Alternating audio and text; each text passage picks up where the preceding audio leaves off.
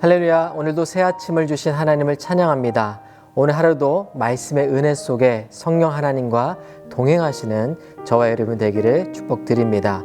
오늘은 생명의 삶 마태복음 10장 34절부터 42절의 말씀을 묵상하게 될 텐데요.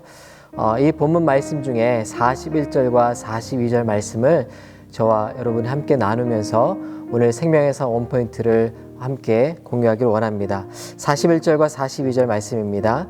누구든지 예언자를 예언자로 여겨 영접하는 사람은 예언자의 상을 받을 것이고 누구든지 의인을 의인으로 여겨 영접하는 사람은 의인의 상을 받을 것이다. 내가 진실로 너에게 말한다.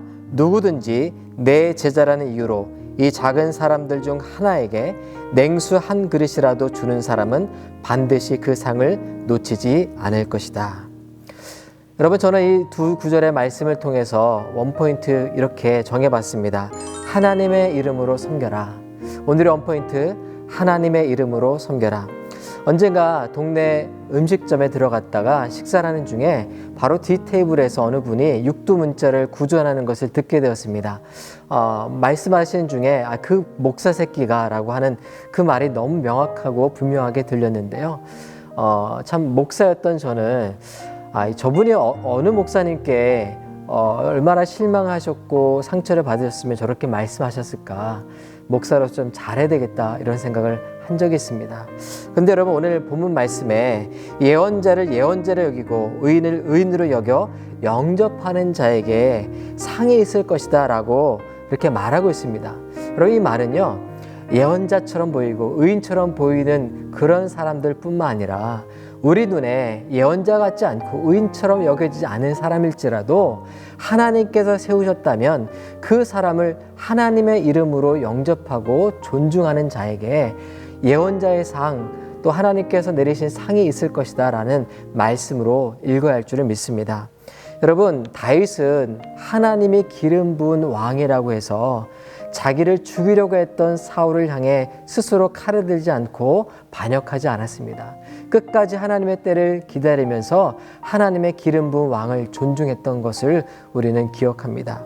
여러분, 만약에 우리가 존경할 만하고 영적인 권위가 막 이렇게 드러나는 사람을 존중하고 그 권위에 복종한다면 그것은 누구나 할 수 있는 일입니다. 존경할 만한 것이 없고 때로는 시험들 만한 어떤 일을 보았을지라도 하나님께서 세우셨기 때문에 그 권위 아래 복종하고 또 존중하는 것, 그 자에게 복이 있는 줄 믿습니다.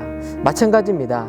작은 사람, 소자 한 사람에게 냉수 한 그릇 떠주는 것 참 쉬워 보이지만 참 쉽게 우리 삶 가운데 행하지 못하는 행동이 아닌가 생각이 듭니다. 왜냐하면 많은 현대인들은요, 그냥 지나가는 그런 소자 한 사람, 지극히 작은 자 한 사람까지 챙겨줄 만한 마음의 여유가 없습니다. 그러나 내게 득이 되지 않을 것 같은 사람, 그런 사람 한 사람을 기억하여 작은 것이라도 나누고 베푸는 자에게 하나님은 상이 있다 말씀하셨습니다. 내 눈에, 내 기준에 충족되어져 보이지 않는 그런 사람일지라도 하나님이 세우신 예언자여 의인으로 여기고 섬길 줄 아는 사람, 내게 아무런 득이 될 것 같지 않은 사람일지라도 하나님께서 내게 주신 사람으로 여기고 그를 극진히 섬길 줄 아는 사람에게 하나님의 상과 복이 있습니다. 오늘 원포인트는 이것입니다. 하나님의 이름으로 섬기라. 우리가 하나님의 이름으로 섬기기를 작정하고 헌신할 때 하나님께서 하늘의 상으로 갚아줄 줄을 믿습니다. 그 상급을 바라보고 달려나가는 저와 여러분 되기를 주의 이름으로 축원드립니다. 함께 기도하겠습니다.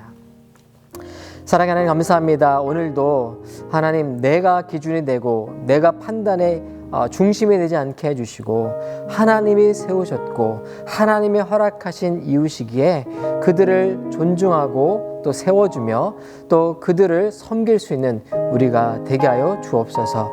하나님 말씀하셨기에 나아가고 하나님 말씀하셨기에 멈춰설 수 있는, 그래서 우리 삶 속에 섬김과 또 헌신과 봉사가 늘 끊이지 않는 그와 같은 주님 기뻐하시는 모든 자녀들 되게 하여 주옵소서. 감사하며 거룩하신 예수 그리스도의 이름으로 기도드립니다.